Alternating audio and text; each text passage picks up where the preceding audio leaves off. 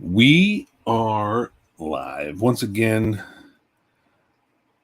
Welcome in. This is Mikey Wine here, aka Gundamonium Works. And we're working on a 135 scale M1A1 Abrams tank from Tamiya. And in the show tonight, I'm going to be working on some photo etch. Primarily photo etch. That's all I've really been doing on this. But I'm also going to go over what's up. How's it going, John? Big John's in the house. I'm going to be talking about this last weekend's event, IPMS Seattle Spring Show 2023. It's the first show we've had in 3 years. And I'll talk about the ups and downs and some of the judging woes and things like that. I did actually hear that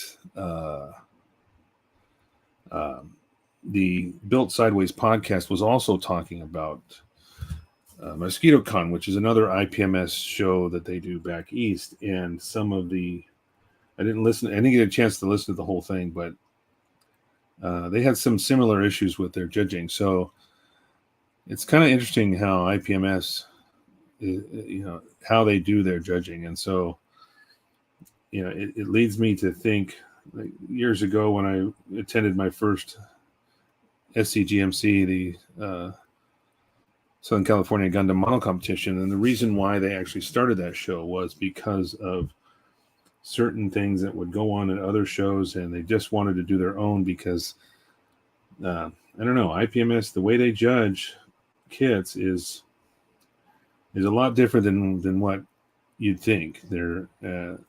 And maybe they're missing a lot, So anyway, I'm going to talk about that a little bit. I'm going to work on I've been working on some photo etch for the tank here. I've got this back grill piece I've been assembling. I've got a few more pieces to attach to it. And then I also have, I've got to cut off some of the factory little tabs here because there's some photo etch tabs that are going to go in place of that. And after studying this instructions, because this kit will work for two different models. It'll work for a Dragon kit as well as the Tamiya kit. So some of the pieces you use, or you don't use, I should say, for the Tamiya kit that you would have to use if you had the Dragon kit. So now that I figured that out and I see how this goes on and I've assembled this big piece, I can kind of show you exactly what you do. And the nice part about Edward is they have different colors for things. Like if you're adding a piece or if you're cutting off a piece from the original model, it'll have like this pink tone here. It says parts to be removed. So you kind of know what you have to cut off, what you can leave alone, in the original kit part, so you can distinguish exactly what you're doing. So this is not complete. I still have a few pieces to attach to it, but there are, let's see, 1, 2, 3, 4, 5, 6, 7, 8, 16 actual parts, that pieces of photo etch that go into just this piece alone. You can kind of get a closer look at it. It's the exhaust grill for the late Iraqi version of this tank. And again, I don't know if this is going to be entirely accurate when I'm done building it. I'm just piling on as much photo etch as I can get and I'm going to do some weathering. I don't really care if it's accurate. I'm sure if I ever put it on a table at an IPMS event, the rivet counters will come out and figure out there's a lot of discrepancies with it. But there's a few more pieces that have to go on here, so there's going to be more than just the 16. I've got 2 more small detail parts, and then I think that's actually it. So actually, yeah, 4 more total if you count the 2 tabs that are on the original part here. So a total of 20 pieces will go in just to this grill alone in the back. So I'll talk about IPMS again. I said that earlier, but also the best part of that was actually probably the raffle, because I spent $20 and I got 30 tickets and I won 1, 2, 3, 4, 5, 6, 7 prizes. Seven raffle prizes. So that was probably the highlight of the whole thing for me, was just all the kits. And was able to get. And you also get to pick what you want. So you look at what's there, and you can take exactly what you want off these racks of parts they have. And each drawing they did, they had a grand prize. So if you could pick off the top shelf if you get a grand prize one. I didn't get any of those, but I did get some pretty nice stuff, and I'll show that. And then I also made a purchase as well for myself, and I'll show that tonight. So what's up, dude? Ruby Hat. Ruby Hat. Do we know each other, Ruby? I don't know. Everybody's going by their screen name, so I'm not sure if I met you, if I met you in person or online here. Welcome in, nonetheless. How you doing? Good to see you. So we're just getting started. I'm going to talk about the Seattle Spring Show. We had this last weekend. I'm also going to work on some photo etch. I've got another full set of photo etch here and more instructions. These two pieces are just from this one. Actually, this is part of the other kit, but this is just for this back grill piece, and that's what I've been working on. And it's a lot of pieces of photo etch went into building this. So anyway, so that's where we're at. I haven't done really much else on the tank. I've got the tracks here. These are just test fitted. They are designed to roll. Each one of these wheels has a poly cap inside, so you can actually run it, run the tank around on the ground on the tracks. The tracks just kind of snap together in the middle. But of course, I'm not going to be doing that, so I'll put those connection points underneath the armor where you won't even see them.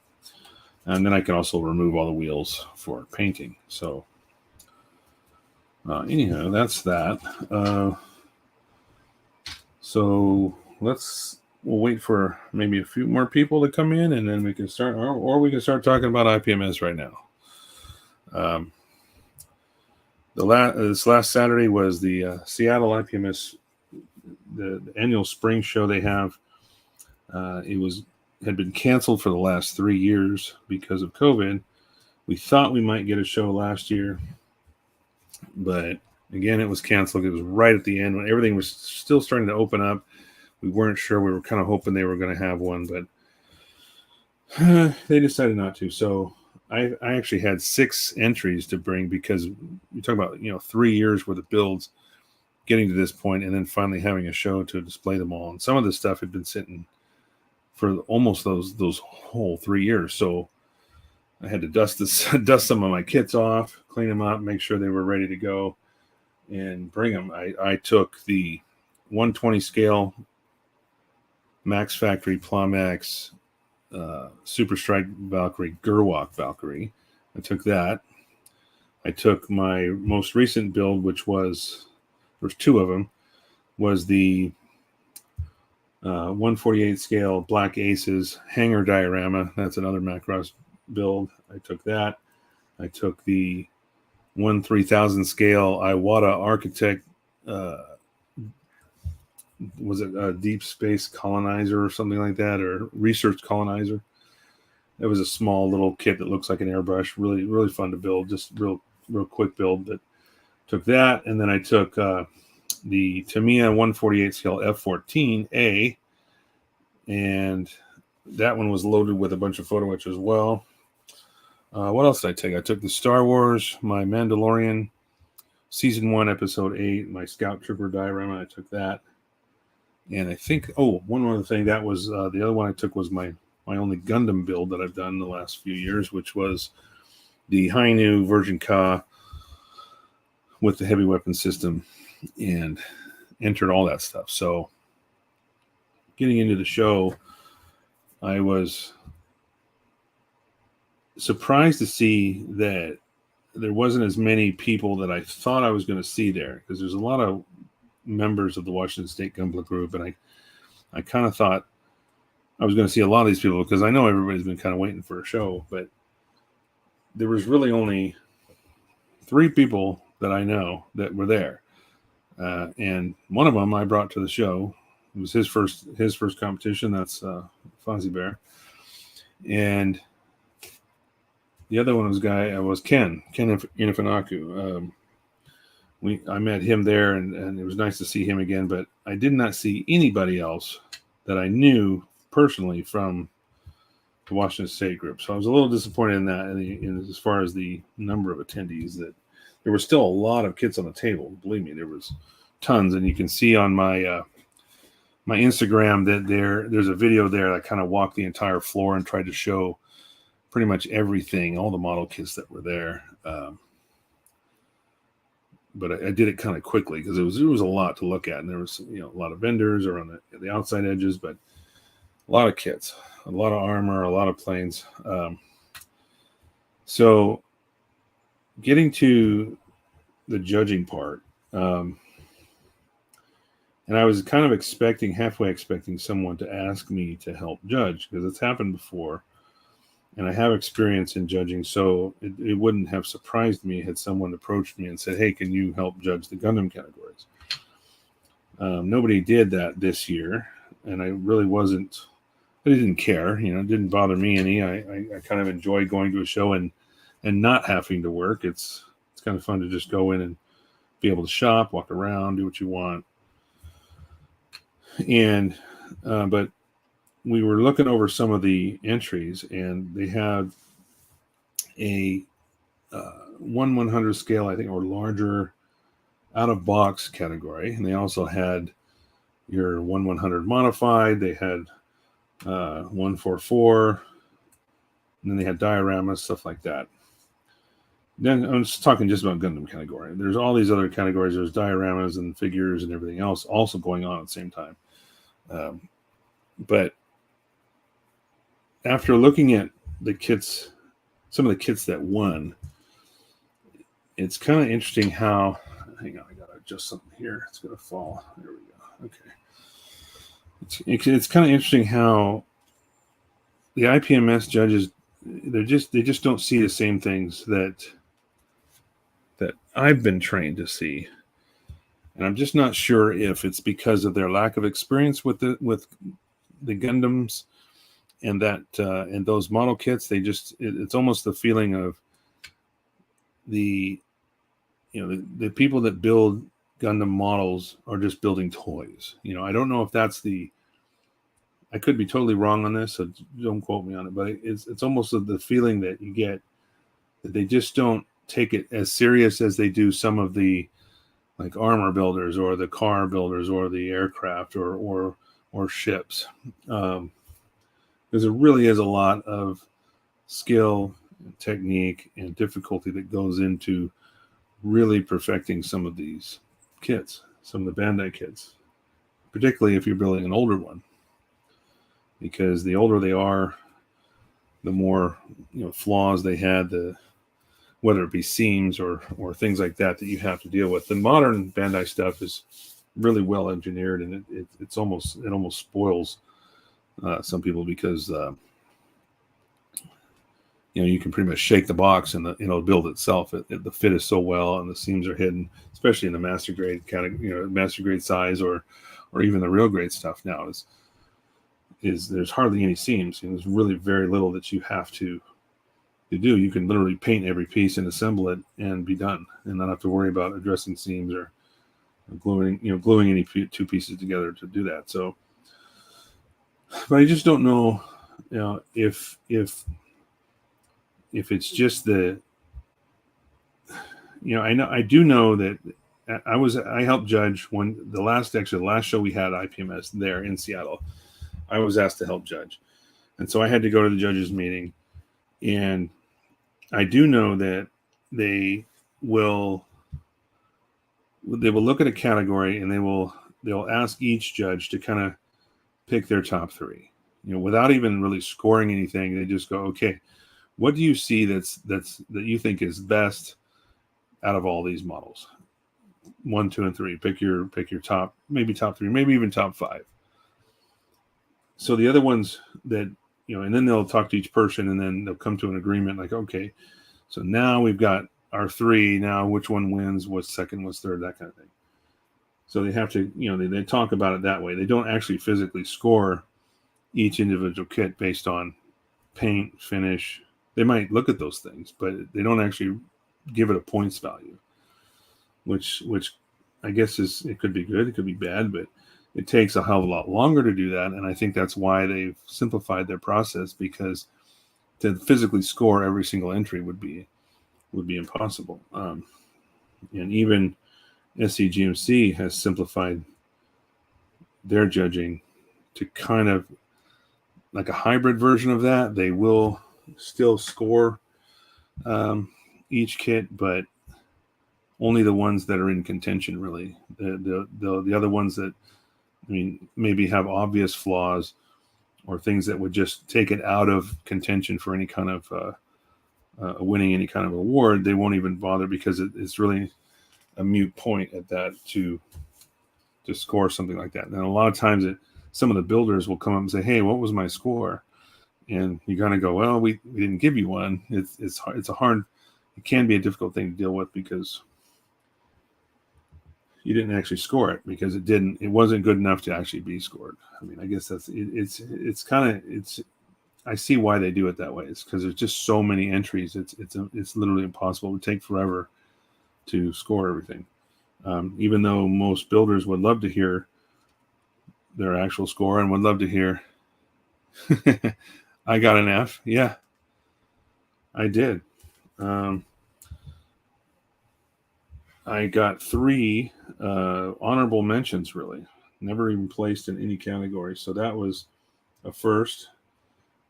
Certainly probably not the last, but again, not taking anything away from what was there. There was a lot of really, really nice builds.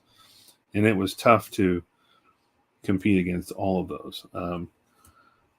But another thing that was going on too, or that I noticed right away, was someone had told me that the tables, when they set them up, whether it was the community center or whatever set up the tables, they set them up in a different orientation than what they wanted.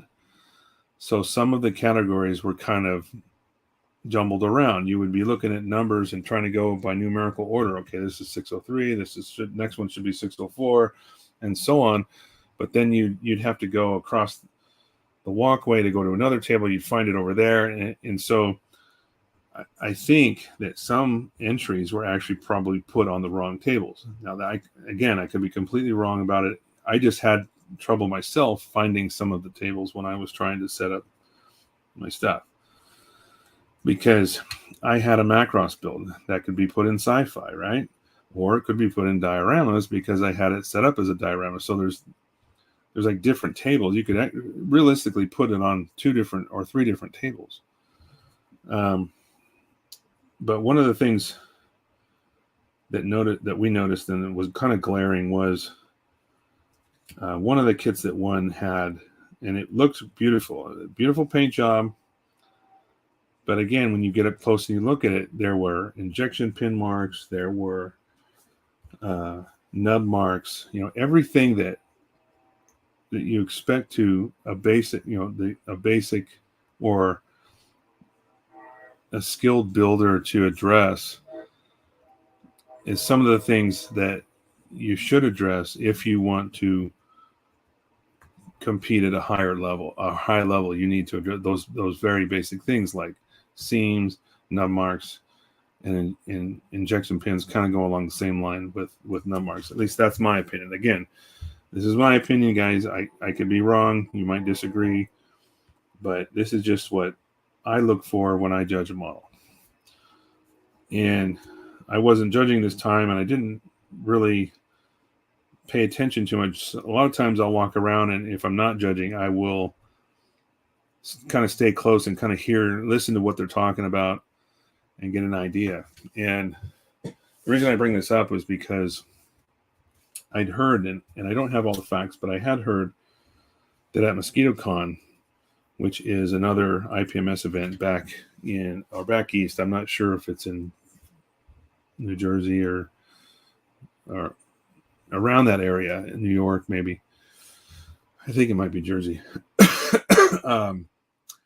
They had a judge actually tell a very good friend of mine that when there was a model kit that shouldn't have even been in the category.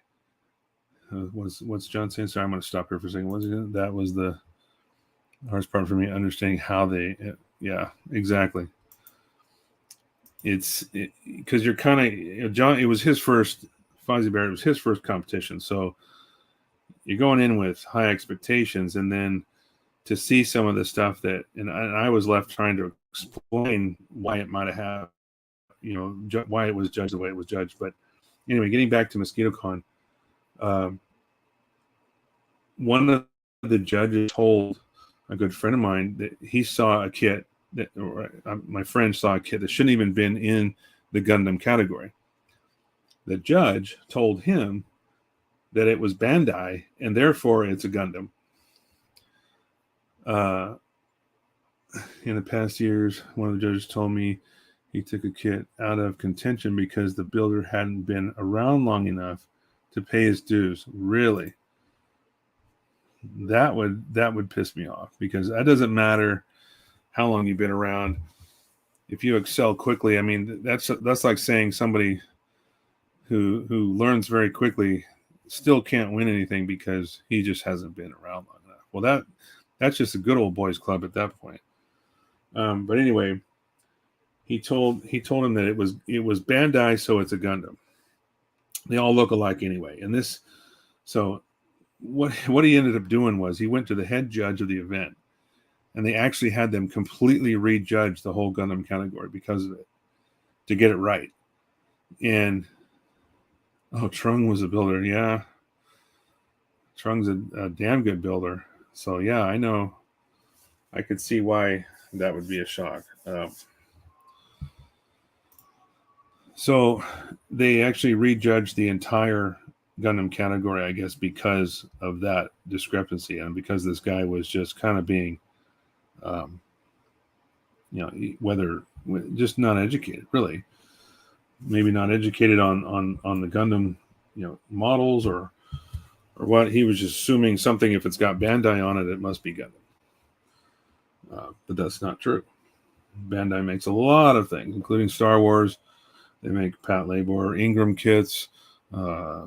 They make Macross kits, for that matter. So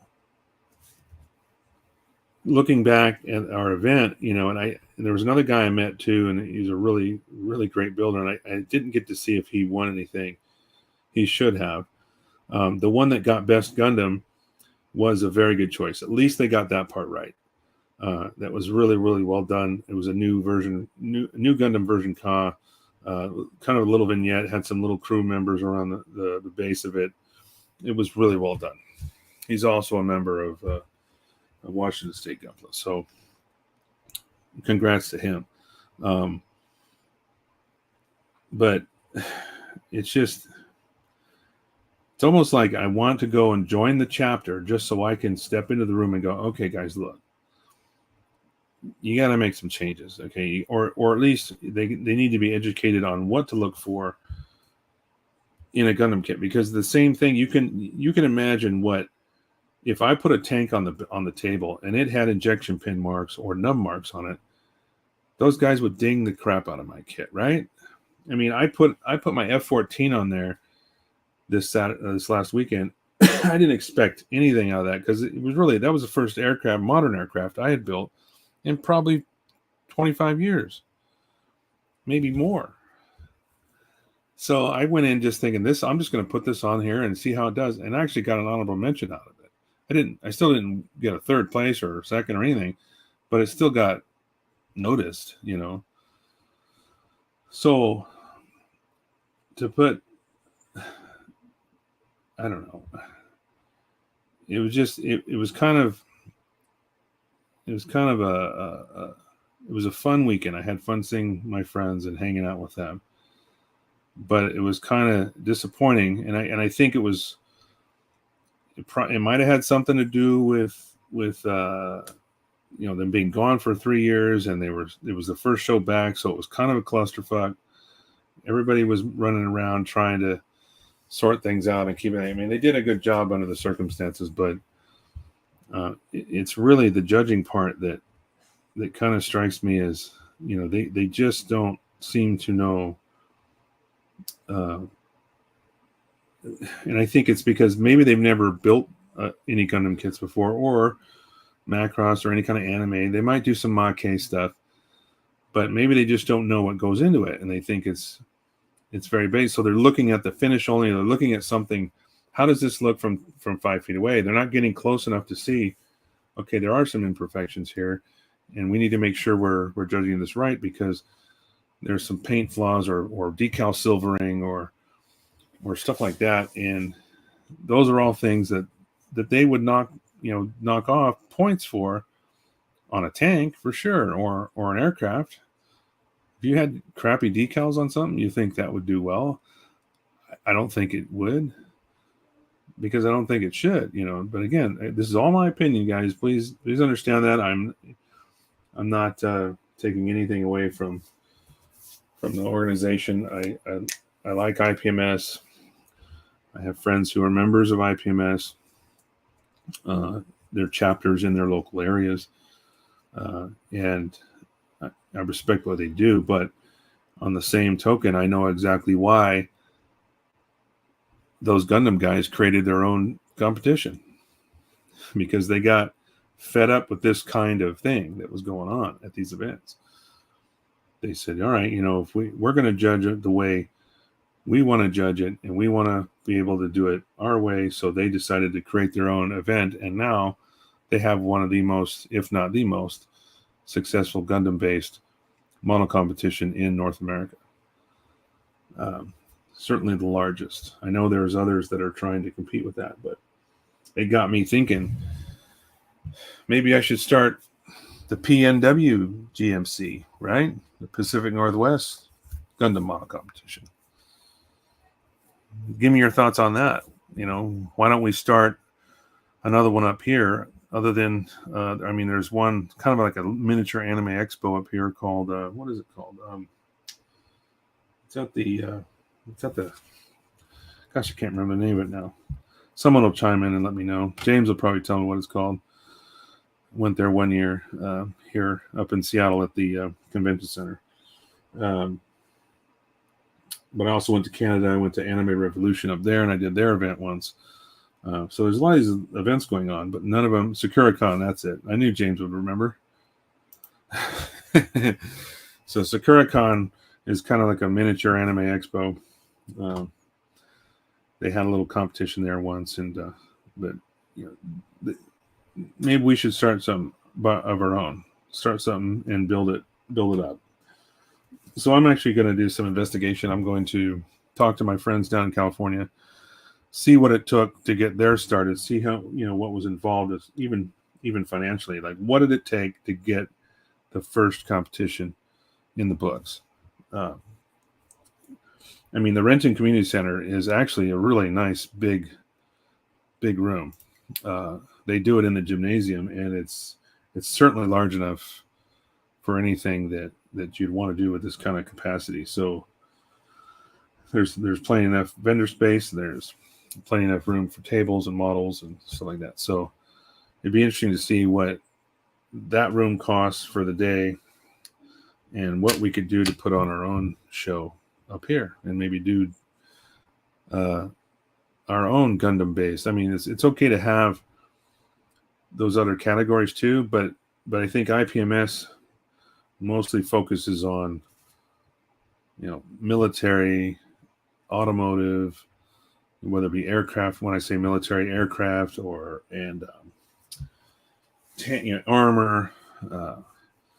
vehicles, dioramas, stuff like that.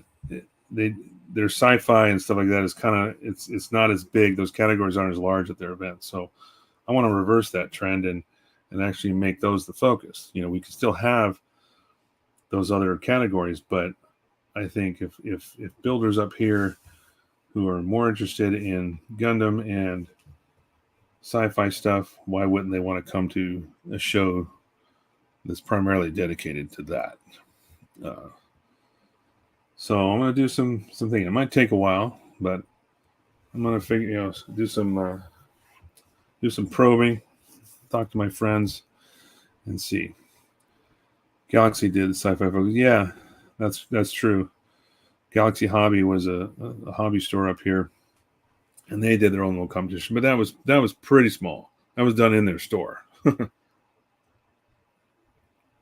I want to do something a little bit larger scale, where you have the space to actually have a lot of people entering, and vendors and things like that, not just solely out of a store, a hobby store. So anyway, yeah, let me know what your thoughts are. If you have any ideas or something like that, I'm going to start working on this. I've basically got this grill assembled. There's a few more small detail pieces that have to go on it, but basically this is the back of the tank, and this just goes on. It fits pretty precisely. So it kind of goes on just like this. There we go. So if that focuses, you can kind of see. Now the different color variations, because there was some sanding I had to do with my diamond files for the little nibs that were on the grill mark. So that's what you're seeing there. But so this is kind of how this attaches, and it'll glue straight on here. What I have to do is there's small little tabs. You can see one here. There's another one here. I've got to actually cut those off because I got some photo etch pieces that are going to go in place. What's James saying here? Talk about wanting to do sci-fi model competition, then proceeds to build modern armor. Yes, James. Good point. But again, were you here 2 weeks ago? I had a bunch of models on the table, and I let everybody else decide what I was going to build next. So it's your fault. It's all your fault that I'm building this tank, because I had Macross kits and other stuff I had an Ingram, I had other stuff there. Anybody could have chosen that. No, they wanted to see me build a tank. So yeah, I know you do. You love my Warhammer tanks. I'm not so sure you're going to love this one, but we'll see. So I'm just going to actually measure it already where these pieces have to go in place so that I can put them right back in the same spot. I'm just going to try to figure out how to shave these off. And then I've got a couple of pieces of photo etch I got to take out and bend with my bender here. And then we'll glue them in place. So there's really only those two. There's actually 4 more little pieces, 2 little tiny detail pieces go on this, and then those little brackets, these tabs right here, that's what I got to chop off. 1 on each side. So I guess the best way to do that is just kind of maybe just cut it. I don't know. I think just going down, I'm using a pretty sharp blade here, so I can shave this off. Yeah, that seems to be working. That was almost perfect. A little bit more, and then I can sand it.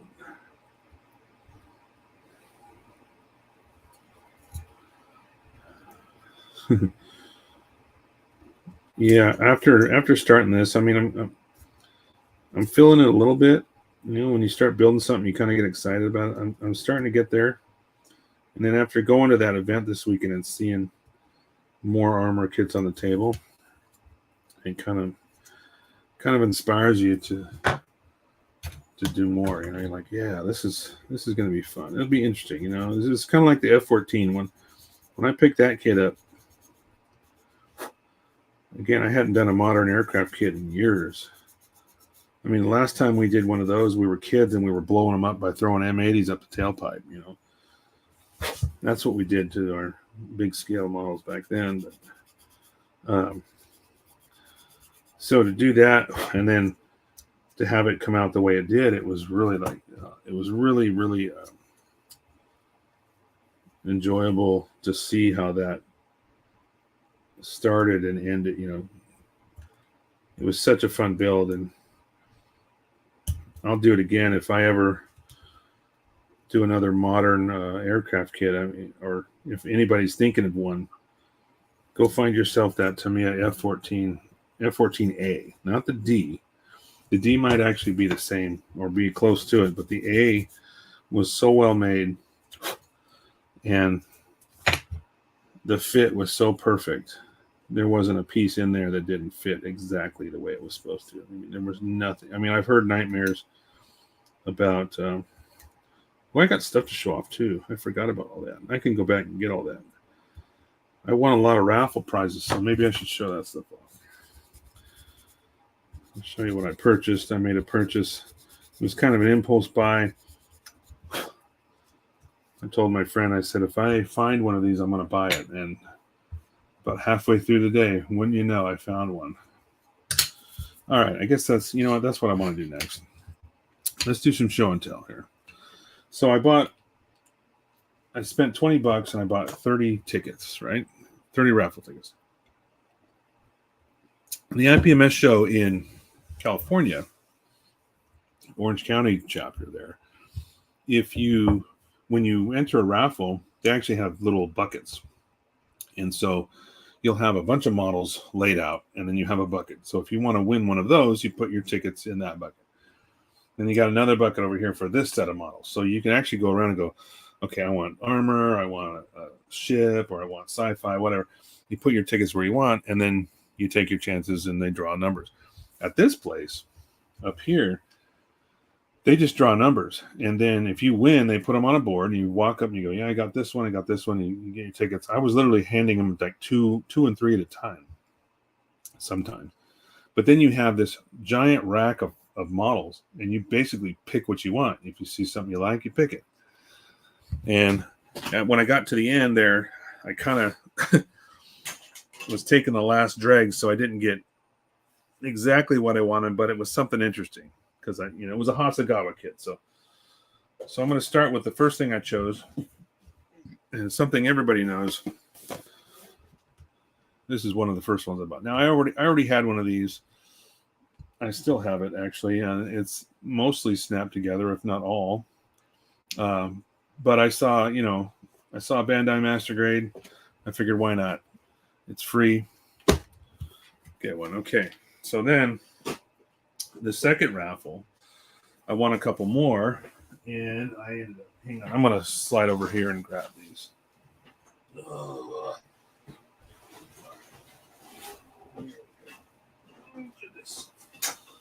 Big stack. All right, that's going to be easier. So, I got this, right? This was a little bit later in the day, but I got the Toyota Celica GT4.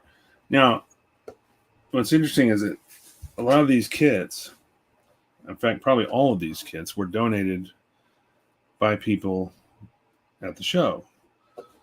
Because once I grabbed this, I didn't actually look inside the box. But check this out. Inside the box,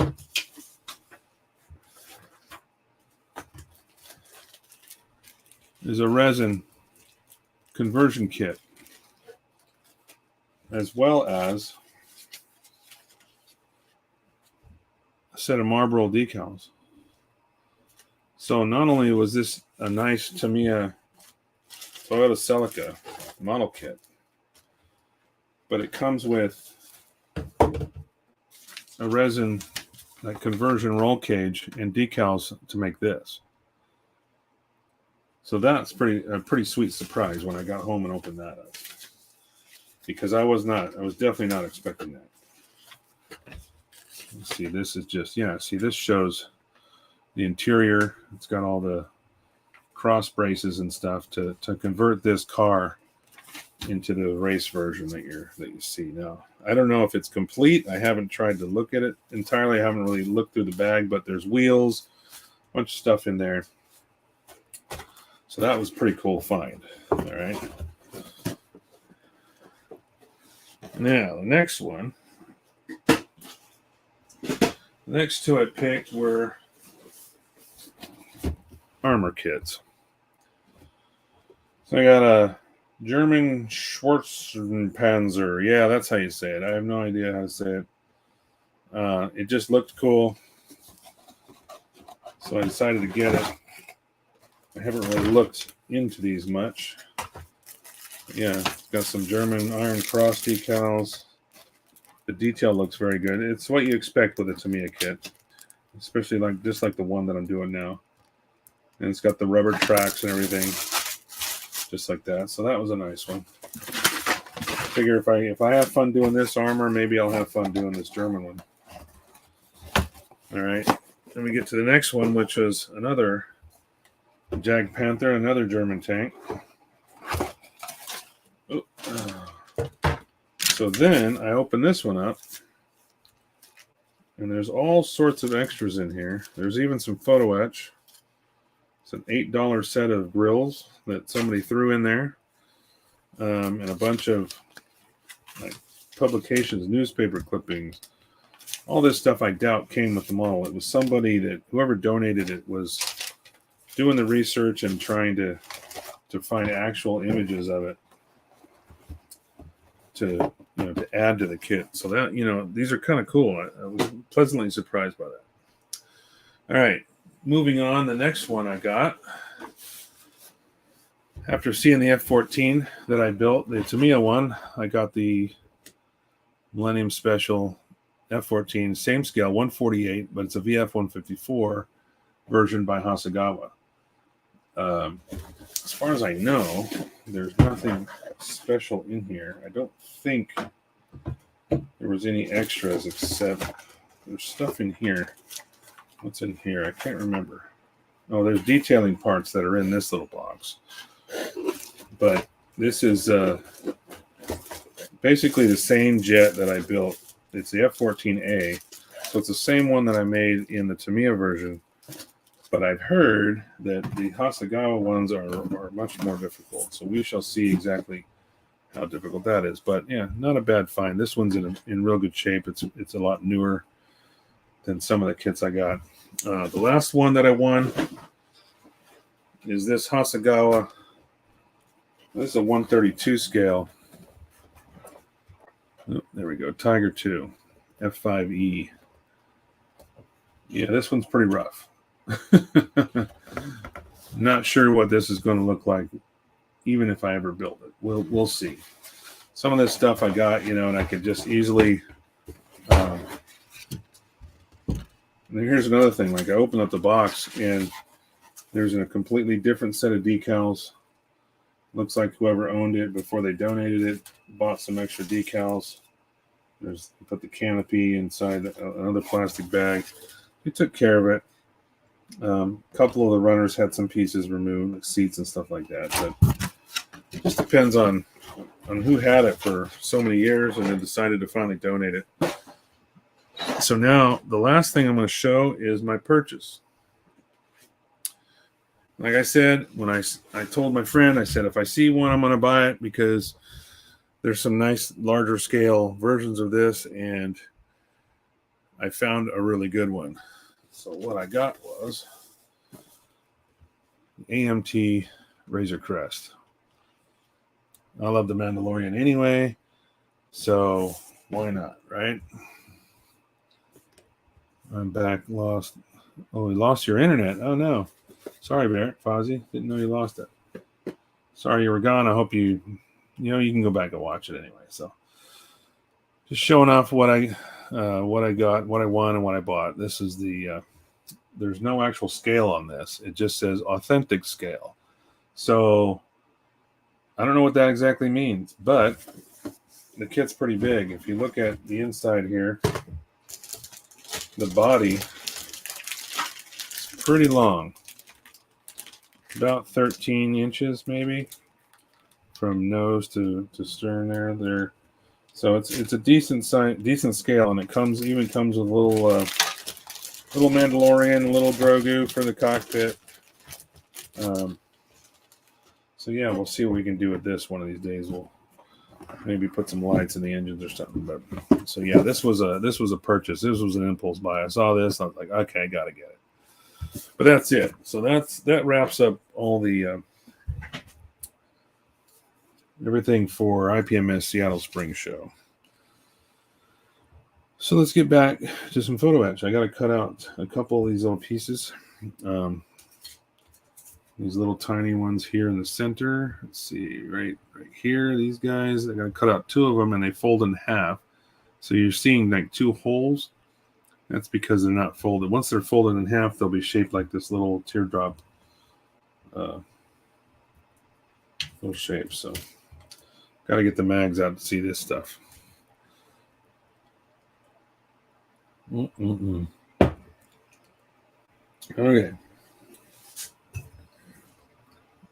As I said before too, when you're cutting out photo etch, make sure, do yourself a favor and have a nice, fresh, sharp razor blade or some kind of tool to remove it, because they have little tiny attachment points, and a sharp blade will work just fine on most photo etch. I bought these little scissors ones, but from Tamiya, they're kind of a pain in the ass. So basically, I just go along the edge, press down, and it'll pop right off. And I need two of these, so take the nub off the other side. There we go. So now, and I do have a diamond file, so I can address those little nubs. But so yeah, that's what we're dealing with. This little piece there, and you can see that line down the center. That's my fold line. That's where I'm going to fold it to make it into that to the thickness that I need. All right. So, but I also have two more little tiny pieces here to cut out.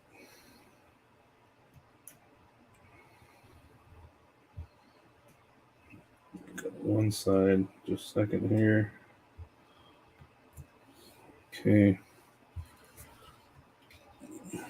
Sometimes it's easier to turn it around and just hold it down with your finger because they're so small. All right.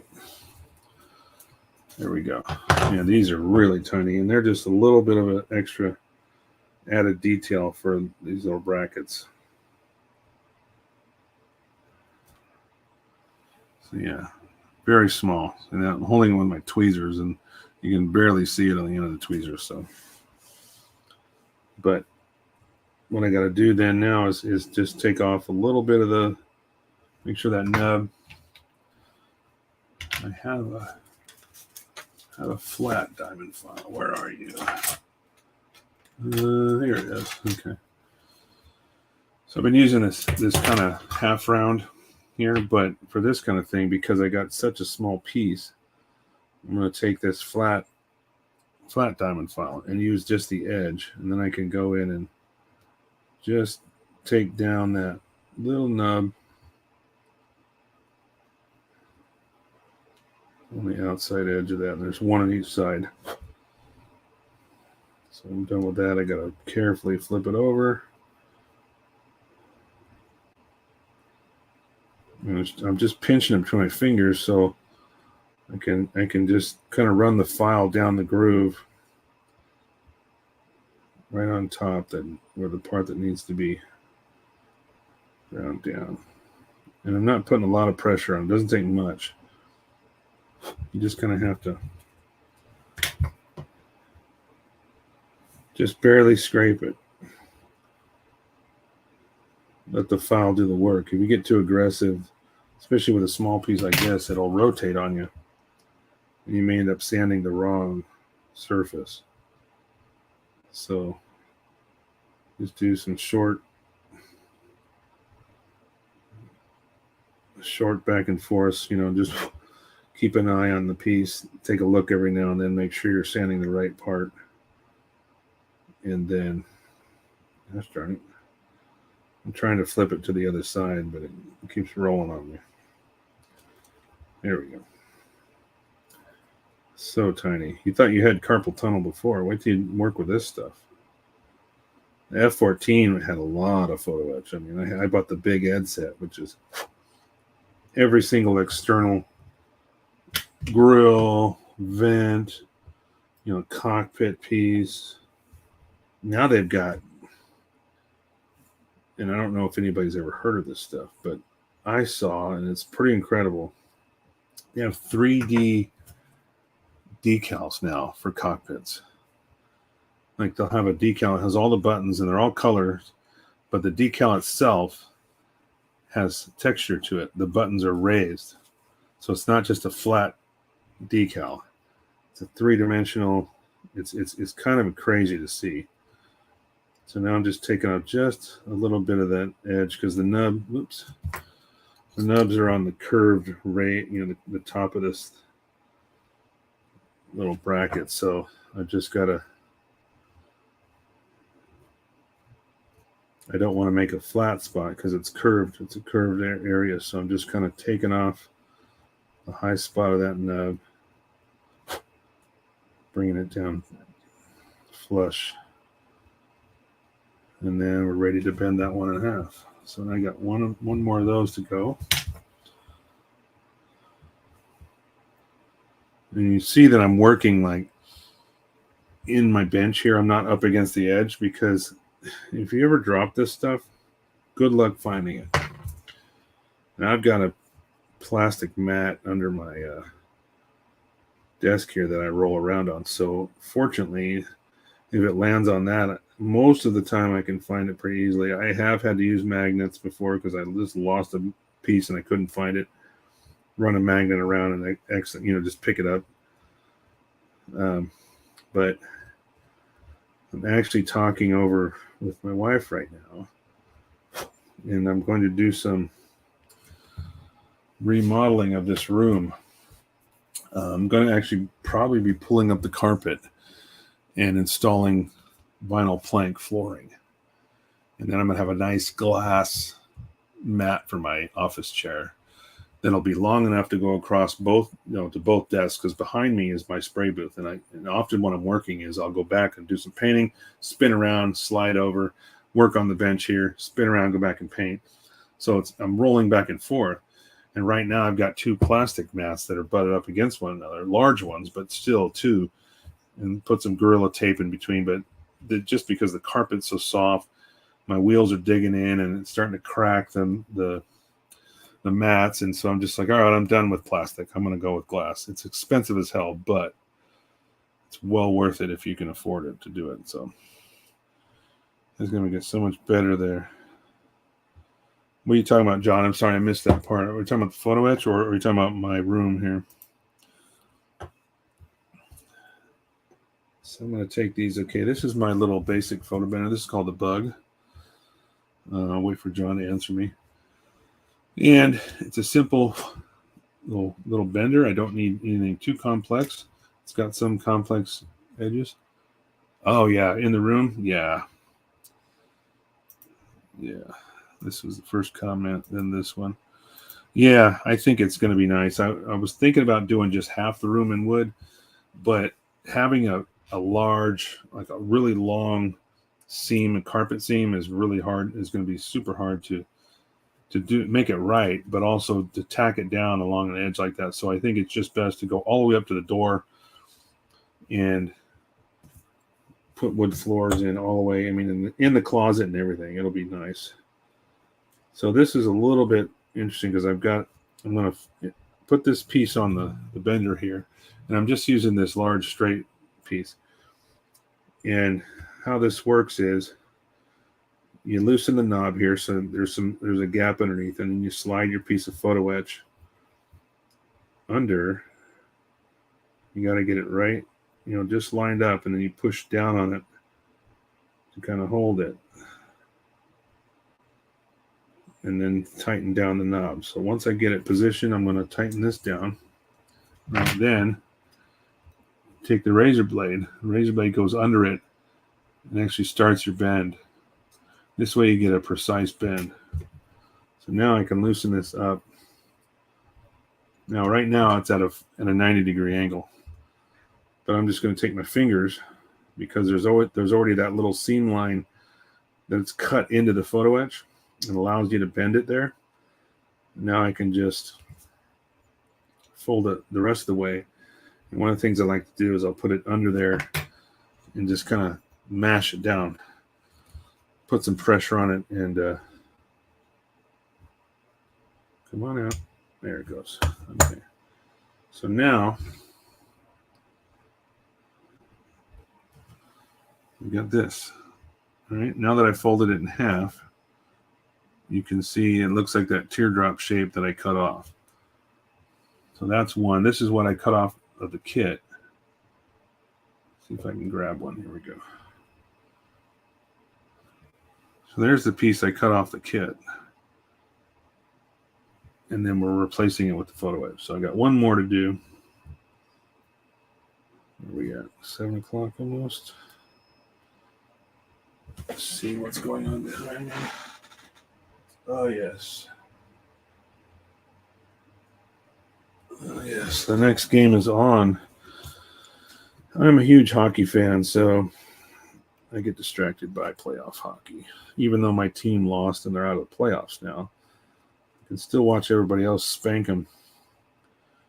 Spank them for beating my team. So now I'm just putting that second piece in place. Getting it lined up with that center line. Cinch it down. Take our razor blade again. Slide underneath. Bend it up. Okay. So I didn't show you that before. Oops. So that's partially bent. Can you kind of see that? It's halfway there. So now I'm just going to take my fingers and bring those two halves together.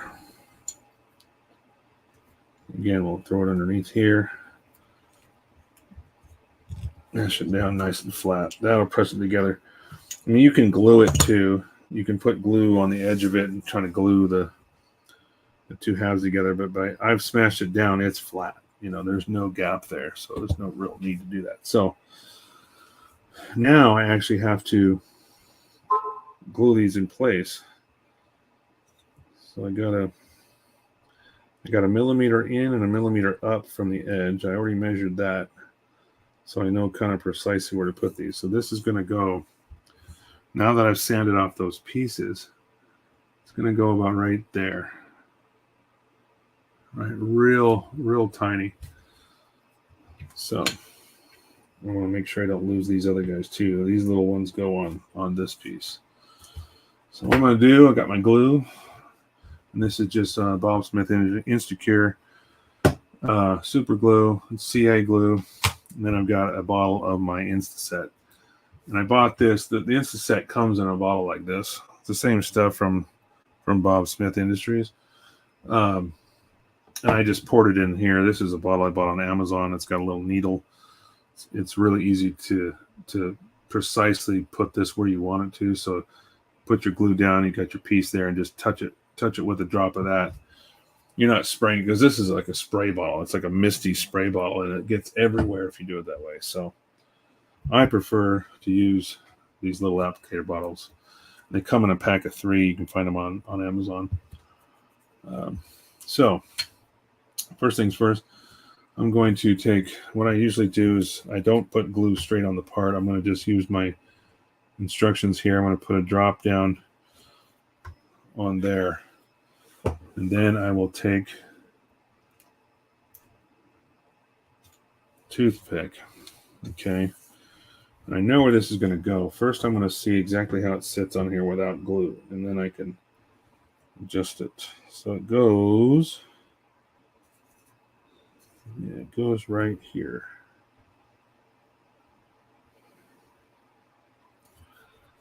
I'm assuming that's where it goes. It shows it right in here. So I'm going to.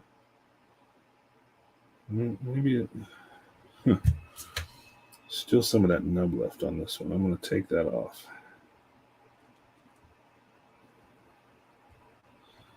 So what I'll do is just take a little drop on a toothpick and just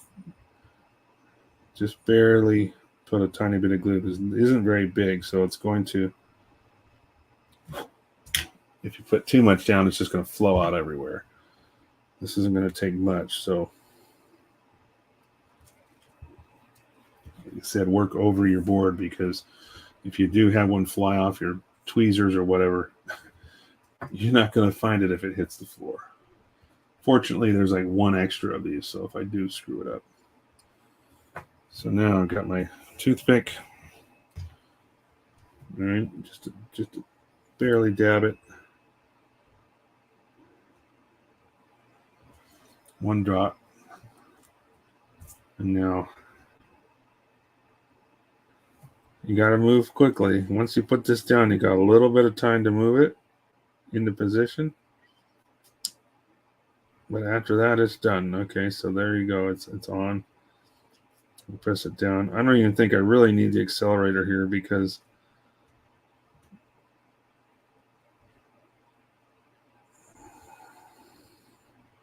it's just gluing on a flat piece.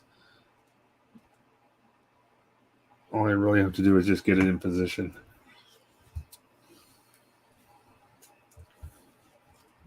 All right. I think I am going to just to speed it up. Oh, I see why. It's not flat. I don't know why that's not flat. There we go. That worked out nicely. It was almost like it was kind of concave a little bit, so it wasn't flat. It wasn't sitting quite right. And I just put a tiny drop of that on there. And then I'll take the corner of my towel, and this will kind of soak up any extra. The rest will evaporate. That piece will now be dried on there permanently. It's not going anywhere.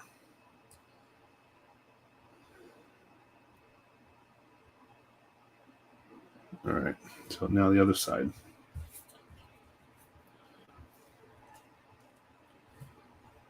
Again, just one tiny drop. Doesn't take much. It's a really small piece, so.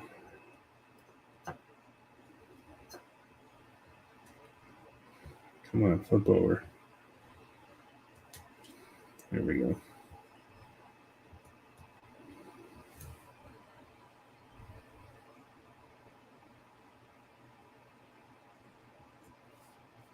Perfect.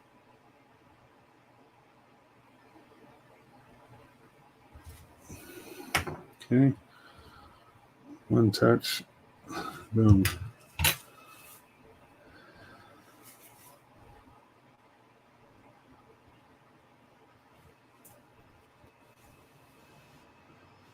And we're good to go. Okay, those two pieces are on.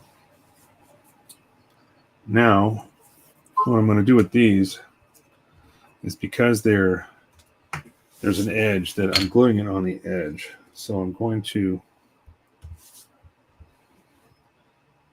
hold this on the curved portion, and I'm just basically going to dip the edge of this piece in the glue, and then I can just place it on the model. I'm going to go full magnification on these so I can see what I'm doing. All right. Just touching the edge of that just a little bit.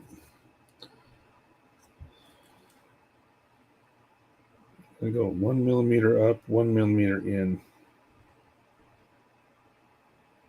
And stay there.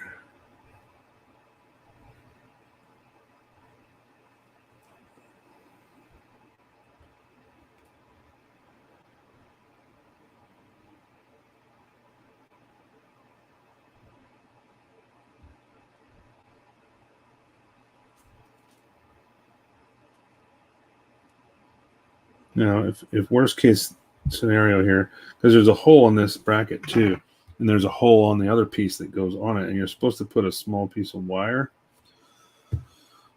through that, or like a pin, and if it's not quite in the right spot, I can go ahead and pop this off, sand down the glue that's there, and then reattach it. So now, there you go. There's that little piece of photo etch in place of where that original tab was on the kit. And I just got to do the same thing on the other side. So if it's not quite perfect when I line up the grill on there, I can just pop this tab off and reposition it, just redo it. It's not going to be a big deal. It's nice to get it right the first time, but worst case, you can always fix it, especially with dealing with photo etch, because it's your bends have to be perfect. Nothing's going to be exact. So, if you do make a mistake, at least just like anything else, you can go back and fix it.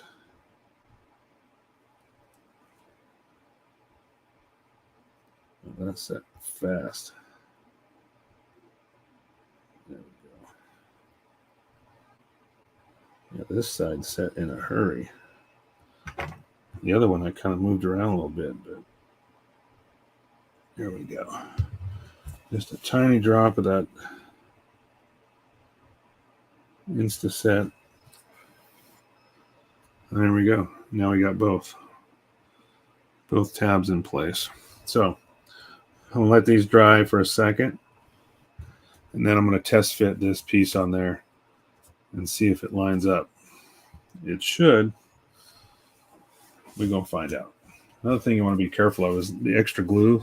Get rid of it. Otherwise, you'll end up sticking your hand in it or dropping a part on it or something else. All right. So once that is on and those two are dry and done, this back grill piece is pretty much done and ready for primer.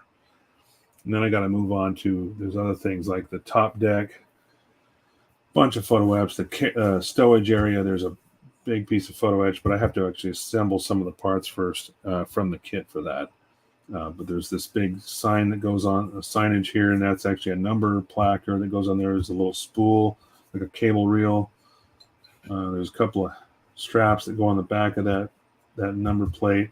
And there's this giant piece of netting, the photo etch grill that goes in the bottom of that stowage area. So these have been sitting for long enough because I use that Instacure or Instaset. It's gonna dry pretty quickly, so I can place this on here and see if, oh, would you look at that? Oh my God. I nailed it. First try. That's amazing. So there we go. Now those brackets, I don't know if you can see them now. They're right up here in the corners, like right here, either side. Where I glued those on, they're lined up perfectly with the holes that go through the bracket. So now I can just I got to get a little 0.8 millimeter piece of wire and create a pin that goes through that. And then this will, gosh, you can even actually swivel it down. Looks like it's almost made to swivel on those pins, but I think it's going to be more of a permanent structure when I'm done with it. So that came out beautiful. I like it. So now we can set those two pieces aside and go on to the next one. So this photo etch sheet, there's not a whole lot left on it. It is pretty much done. These were those these across the top here. Those also fold in half, but those were brackets in case you had the Dragon kit. You needed to use those. With the Tamiya kit, it's using the factory part. Here's basically the turret just kind of taped together. I'm going to start looking at the instructions for some of these other pieces of photo etch because I know there's going to be quite a bit of it that goes on here on the top section as well as the turret.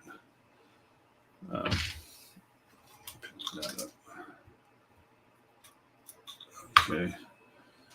Yeah, we got a lot. Here's that number plaque I was talking about. This kind of stop sign shape, the little octagon shape.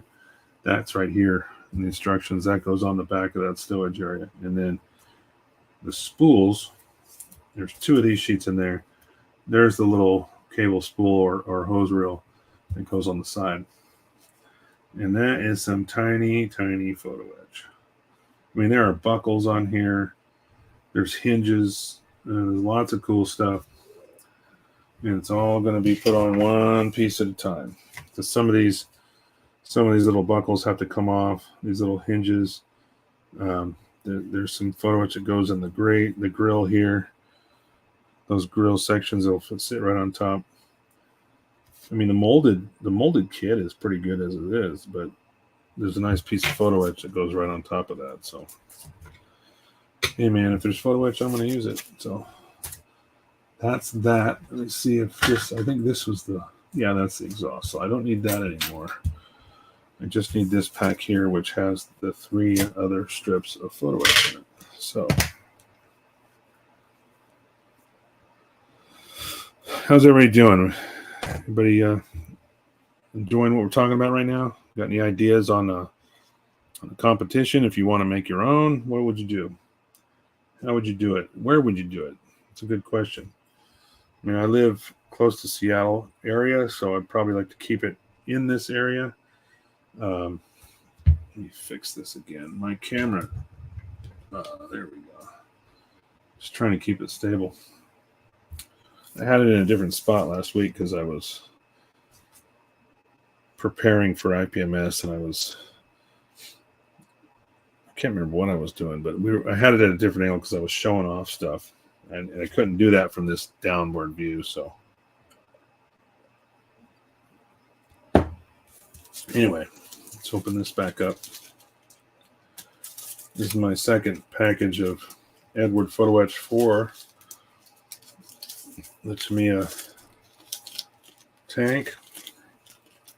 Got one here. Trying to get the card. Oh, I guess they're just going to slide out. There we go. There should be one more in here.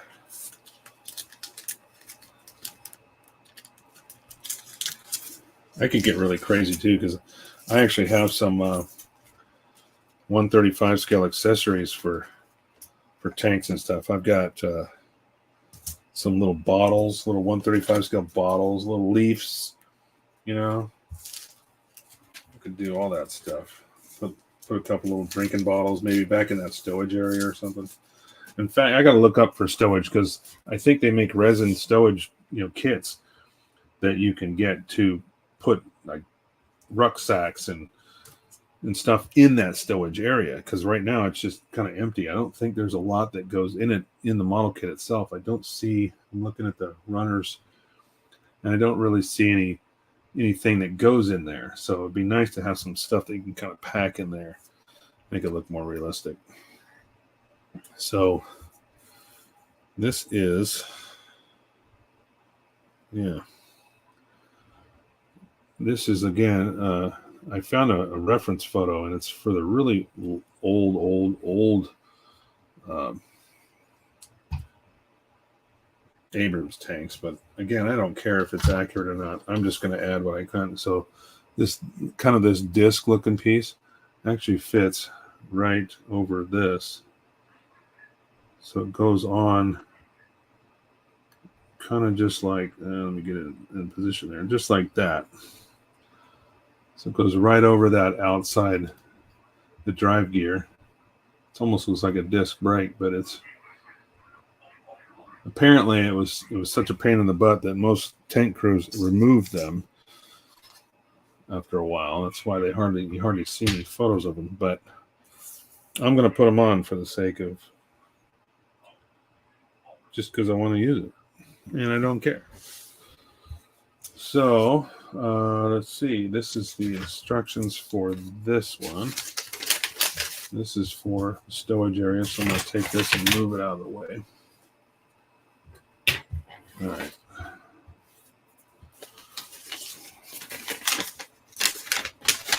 Yeah, there's quite a bit.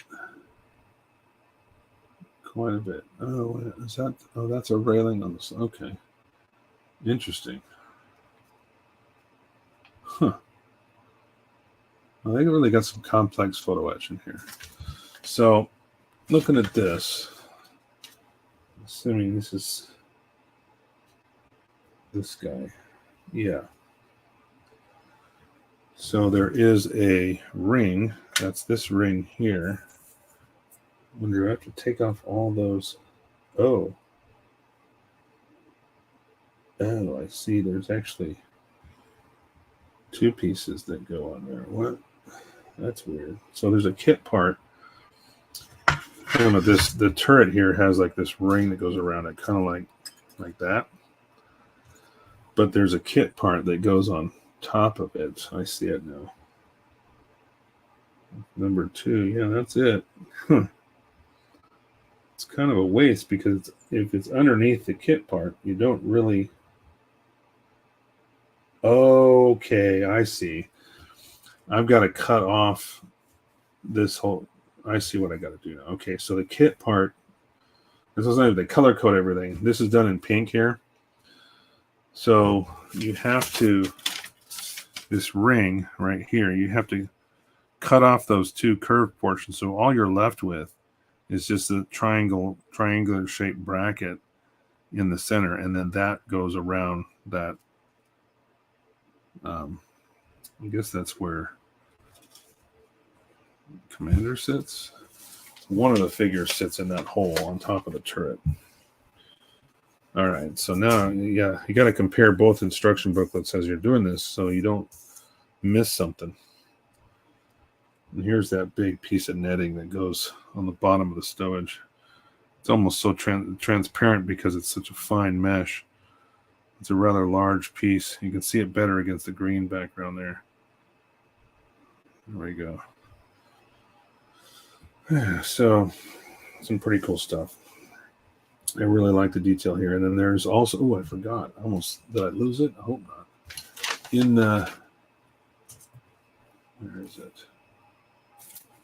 There was, or is, shoot, I might have dumped it out on the table here. There's like a decal or something inside. Crap, I'm gonna have to look over the table. I forgot there was actually a clear decal.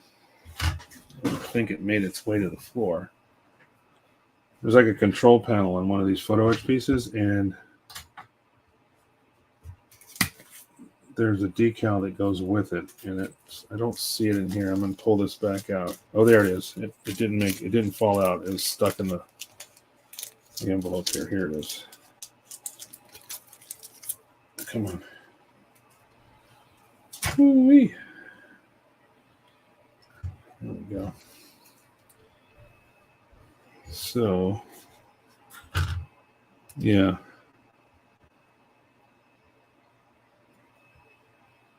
Yeah, it's just like a little control panel, a little clear piece that goes with this, and I think it's supposed to go behind. Yeah, there's like a control, this little corner piece right here. There's like a control panel there, and these go behind it on little gauges. So we don't want to lose that. Let's make sure that goes back inside. Put you right in there. There we go. Okay, now I can see it. So delicate. Got to be real careful not to bend this stuff because it bends very easily. Okay, so not even sure where to start. So I'm going to adjust my mags here so I can see what I'm doing. So 2 pieces of those, 1 piece of that. Yeah, okay. Oh, that's on here. Okay. Triangular hole. Okay, gotcha. There's even like little windshield wipers that go on the front of this this glass piece. 31. Where's 31 at? Oh, there it is. Yep. That they are. Little windshield wipers. Little photo etch wipers. And then I got to cut off the front fenders here because there's photo etch replacements for that. Metal fenders. 2, I guess we double up on the grills here. There's 2 of each, so you're supposed to double up. It shows both pieces stacked and then placed in this section here. There's a thinner one that goes around the outside, and that is here.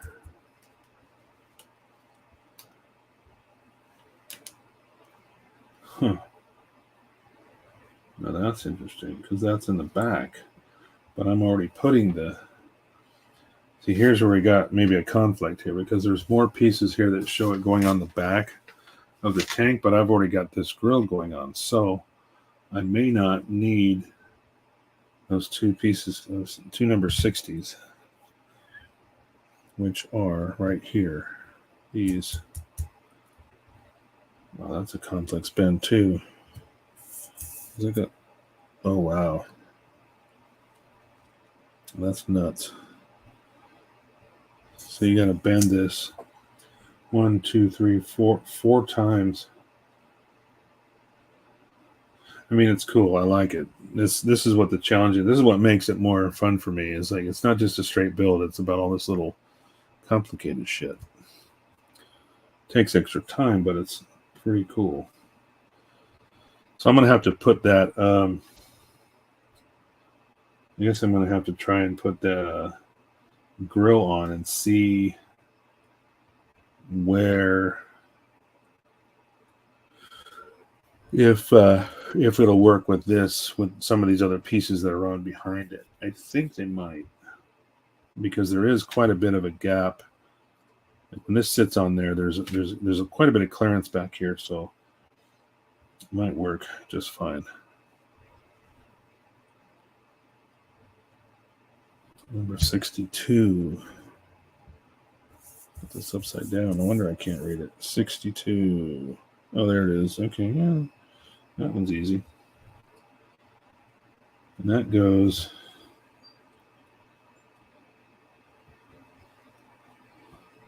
Where does that go? It shows it. Oh, okay. Oh, it goes on. Okay, gotcha. You got to cut off. All right. It's the side skirt or the side armor. You have to cut off another portion of the kit and install its photo etch on top of it. It's a hollow tube.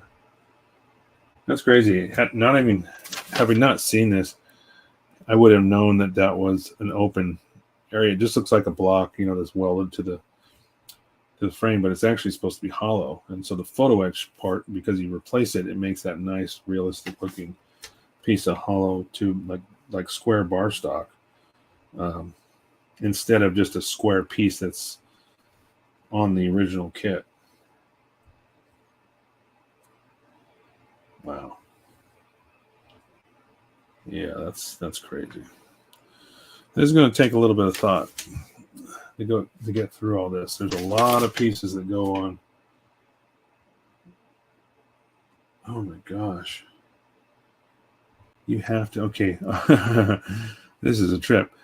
On the cables, there's cables with this kit, and they have little crimps on there. You have to cut off the crimp because there's a strap that actually goes around it, and that strap is photo etch. That's just nuts. Wow. All right. Now we're going to have to do some of this in the process of, there's a lot to go, and I don't even know where to start. I'm looking at all these. I want to start this piece, but this looks cool. I want to start that. I want to do this battery cover, or I want to do this. So I got to sit down and figure it all out. But in the time being, I think we're going to bring this show to a close. We got a little bit accomplished today. I got the back of this piece, the grill completely done. I got the two tabs welded on. Those are perfect and ready to go. I just need to look back and forth with the two sets of photo etch and make sure that what I've got is going to work with both. If not, I won't use one set or the other. I'm going to use this grill, so I just need to find out what's behind it. Anyway, I'm even starting to think about getting, you know what? When you get older, man, your eyes don't work like they used to. You got to use magnifiers. So with that, everybody, thank you so much for coming in. Thanks for hanging out with me while I jabbered on about IPMS and all that stuff. And anyway, continue doing what you do. And keep building. And we'll see you guys on the flip side. Thanks for joining in. Good night, Fozzie Bear. We'll talk to you next time. We'll see you every Wednesday, 6 p.m. Pacific. This is Gundam Money Works checking out. Talk to you soon.